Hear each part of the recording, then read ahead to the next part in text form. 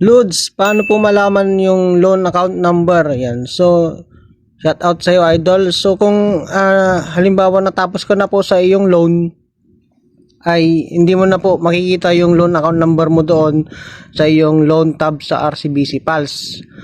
So, para makita mo yung loan account number mo, idol, punta ka dito sa Google Chrome. Yan. I-search mo dito sa Google Chrome yung rcbconlinebanking.com. Yan po. Yan. So, dito po magpo-proceed tayo dito sa login to your account. Pwede mo pong ilagin dito yung account mo. Yan. Halimbawa, ayan, ito po yung sa akin, lalagin ko muna yung account ko.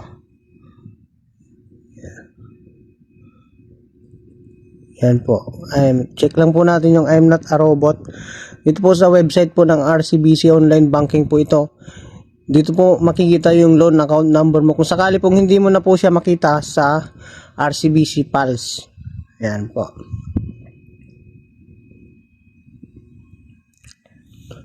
Antayin lang natin mga idol. Yan. Kailangan po ng OTP.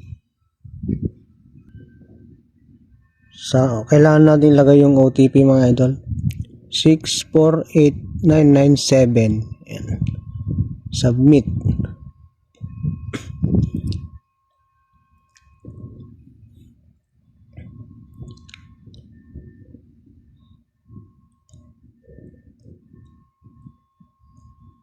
Yan. So ayan na po ngayon yung ating account po sa ating RCBC. So pagdating natin dito idol ay punta lang tayo dito sa manage account and other transaction. Ayan po. So pinutin po natin yung manage my account. Ito po, ayan. Manage my account. Yun, kung napapansin nyo po, ayan po yung lalabas guys. Meron po dito sa may gilid. Ayan. Pinutin nyo po itong arrow up na to para lumabas po yung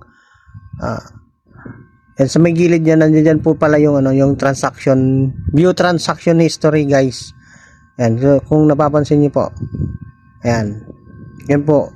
Pinutin natin tong view transaction history. Kapag nakatago po ito, ganyan po yung itsura niya. Pag nakatago, ganyan lang po siya. Ngayon, kung gusto mong makita po yun, pinutin mo po tong arrow dito sa may gilid pababa para lumabas. Ayan po. Tapos pinutin mo po yung view transaction. Yan, antayin lang po natin.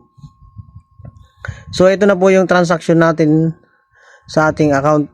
Kung may dumating na sahod na, makikita po dito kung saan tag-transfer ka ng papuntang GCash.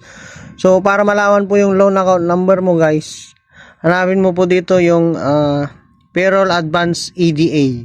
Yan. So ito po siya, yan. Yan po.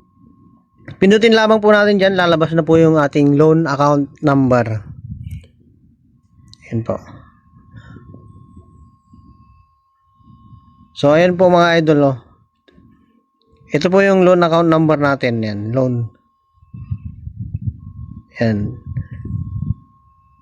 Sana po nasundan nyo po itong video natin mga idol. So hanggang dito na lamang tayo. Sana nakatulong itong video na to. At huwag kalimutang mag-follow, like, and share, and subscribe po sa ating YouTube channel. Thank you.